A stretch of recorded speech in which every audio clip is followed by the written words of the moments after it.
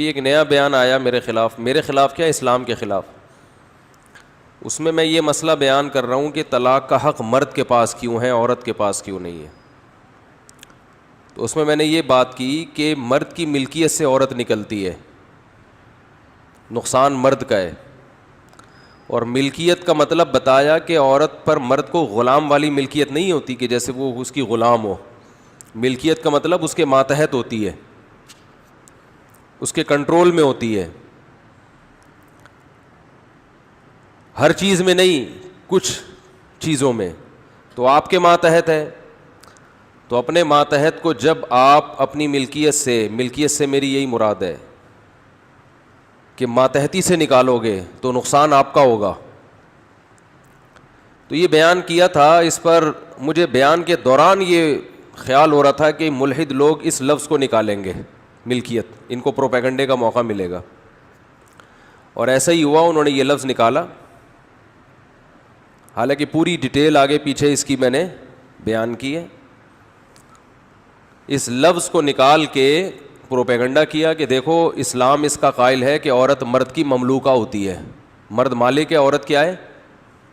اس کی غلام، گویا مملوکہ ہے.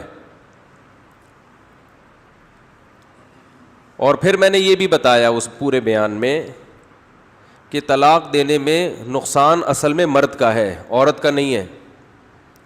تو محترم نے جو ملحدین ہیں ان لوگوں نے یہ بھی پروپیگنڈا کیا کہ یہ بھی گراؤنڈ ریئلٹی کے خلاف بات کر رہا ہے. طلاق میں نقصان عورت کا زیادہ ہوتا ہے، مرد کا کم ہوتا ہے. اس اعتراض کا بھی میں جواب اس بیان میں دے چکا ہوں کہ آج عورت کا نقصان اس لیے زیادہ ہو رہا ہے کہ اسلام کے آدھے حکم پر عمل کیا جا رہا ہے، آدھے پہ عمل نہیں کیا جا رہا. میں اس کو ریپیٹ نہیں کروں گا، مطلب ان تمام اعتراضات کا جواب اپنے بیان میں دے چکا ہوں میں. تو اس سے ان لوگوں کا اندازہ لگانا چاہیے کہ ملحد جو ہمارے ملک میں کام کر رہے ہیں،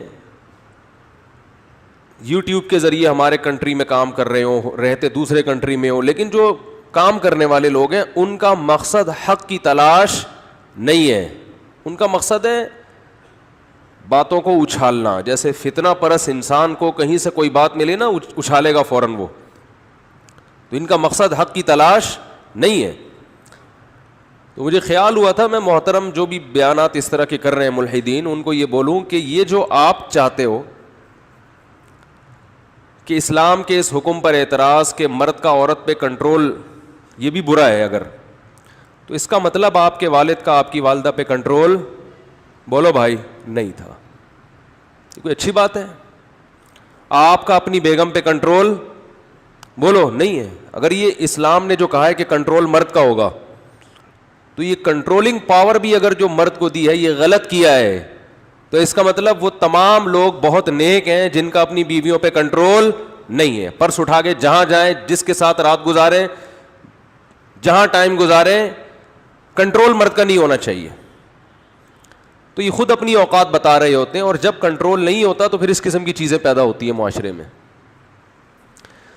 تو فطرت کے خلاف، نیچر کے خلاف چلاتے ہیں یہ لوگ. اور اعتراض کس پہ کرتے ہیں؟ اسلام پر. اسلام کو اللہ نے کتنے پیارے انداز میں ڈیفائن کیا، فطرت اللہ التی فطر الناس علیہا. یہ لوگوں کی وہ نیچر ہے جس پر اللہ نے لوگوں کو پیدا کیا ہے. اسی نیچر اور فطرت کا دوسرا نام کیا ہے؟ اسلام ہے. مرد کو اگر عورت پہ کنٹرول نہ دیا جائے تو مرد کو طاقت دینے کا فائدہ کیا ہے؟ پھر اسے پاورفل بنانے کا فائدہ کیا ہے؟ تو نیچر کے مطابق بات کی ہے اسلام نے.